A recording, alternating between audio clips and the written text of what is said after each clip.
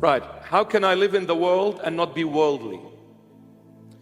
Well, the Lord Jesus, He chose the 12 apostles and He says, you no longer belong to this world because I have chosen you from this world. How can you live in the world and not be worldly? Well, in everything you do, my dear, have Christ in it. So,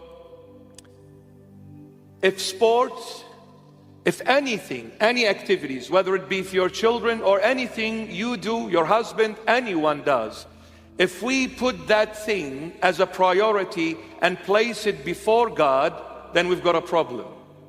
But if I am praying, if I am going to church, if I am remembering Christ, if I am reading the Holy Bible, if I am fasting, I am doing as a Christian is ought to do, and putting Christ always as number one in my life.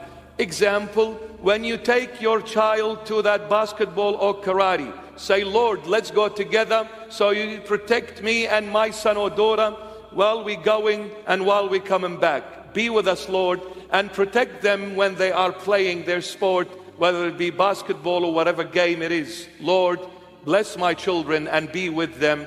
Sport, in a way, is healthy. It's good for the mind. Keeps you occupied in a good way, instead of sitting at home in your room with your iPhone in your hand and just flicking through Facebook, Instagram, TikTok, wick, wack, wack, wack. So sport is healthy. But as long as you have Christ, you don't forget Him. You take Him with you. You remember Him. You love Him. You adore Him. This is what the Lord wants. Not everyone was born to be a nun. Not everyone was born to be a monk. And not everyone definitely was born to be a good-looking bishop like me. I had to rub it in, hey. So we need to take it easy. Christ is simple, but in His simplicity is complex. We should never complicate things. It takes wisdom to be simple, and it takes ignorance to be complicated. So a person that complicates things and makes Jesus as if He is so hard to be with and live with, you're an ignorant person.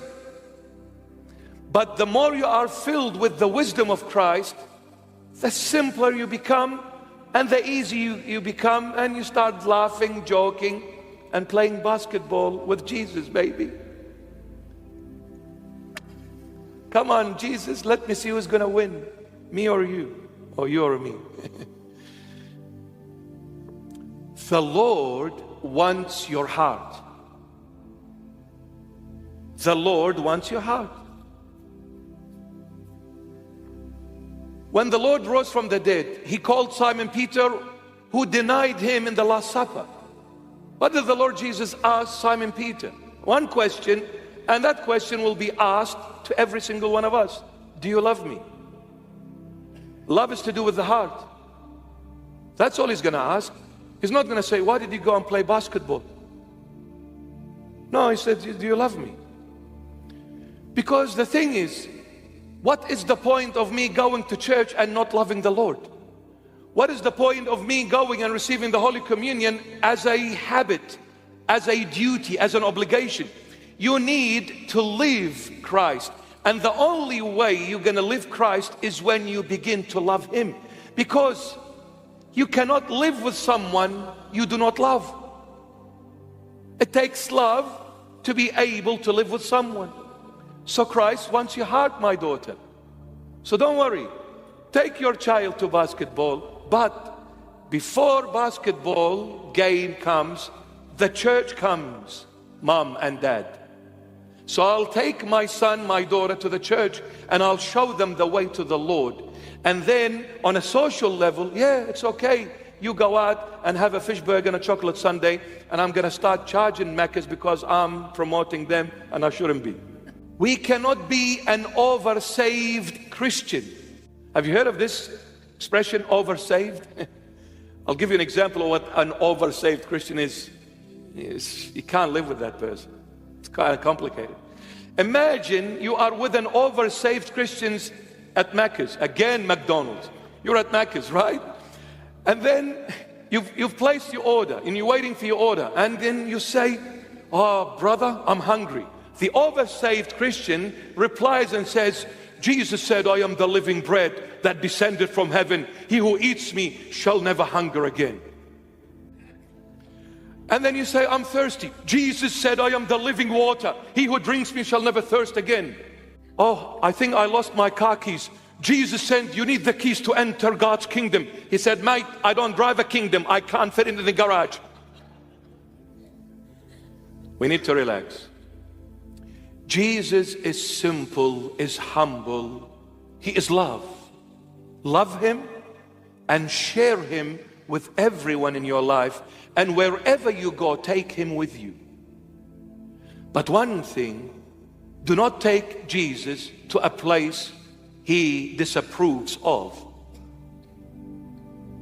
Sport is okay. I'm sure if you run with the Lord, you won't beat him. He's a good runner. And when it comes to building, if you're in the building industry, you're not going to get anyone of a greatest carpenter to exist than Jesus Christ. So he's a brilliant builder. But you see, give him your heart. That's all it is. Just love the Lord. Don't be complicated. So, my dear, how can I live in the world and not be worldly? Live in the world with Christ. Live in the world with Christ.